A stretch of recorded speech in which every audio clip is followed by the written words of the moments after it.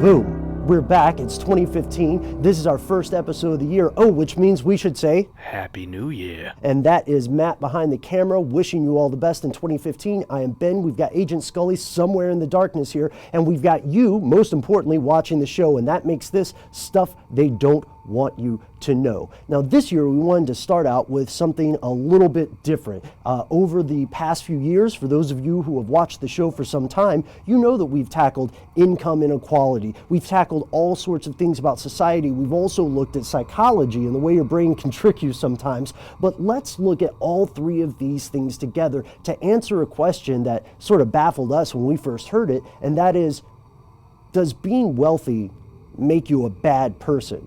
I know. At first it sounds like an unfair question. There's so many wonderful people who are poor or who are wealthy, regardless of what culture they come from. Warren Buffett, from every report we hear, is like a saint of some sort. But we looked into this and we found several strange, maybe even disturbing studies that claim that being wealthy does make you a bad person. Here are 5.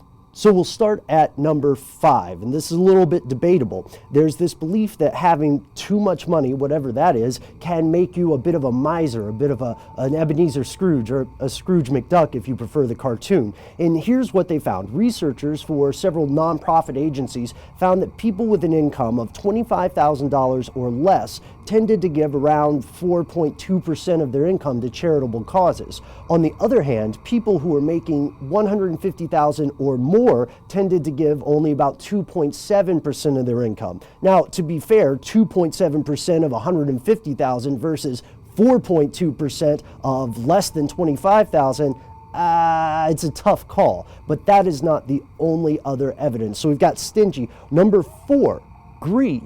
Does having more wealth make you a greedier person? Well, according to a study at the New York State Psychiatric Institute, it does make you more likely to shoplift. True story, they interviewed 30,000 people and they found that people with a higher income were likely to shoplift before someone of a lower income would even consider it.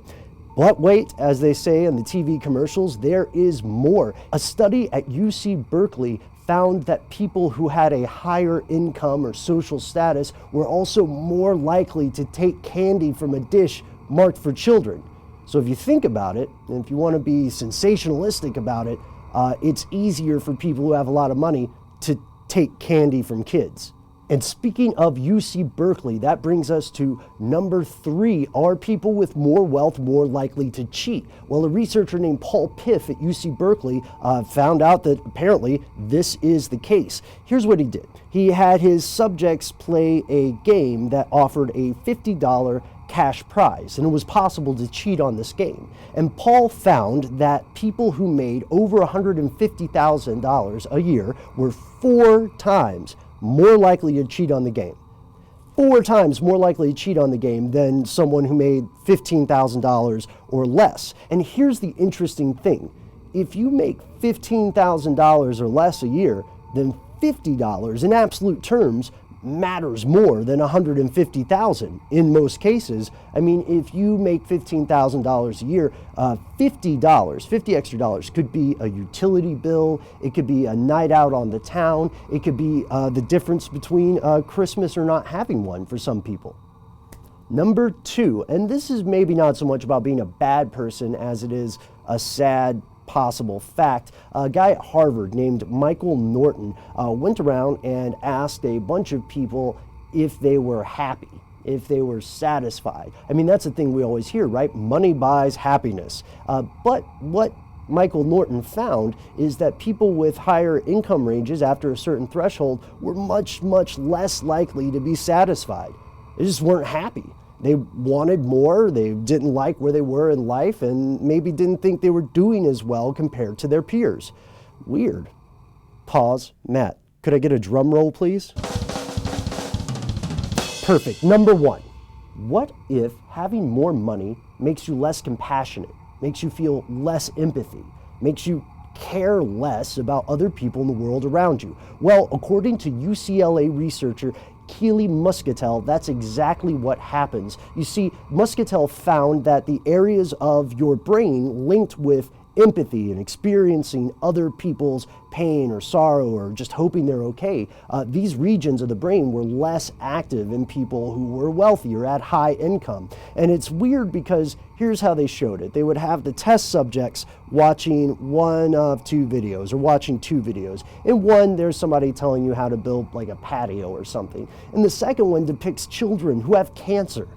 And what people found is that the lower income brackets had higher levels of empathy, whereas people with higher income brackets, according to their neurochemistry, didn't really seem to care.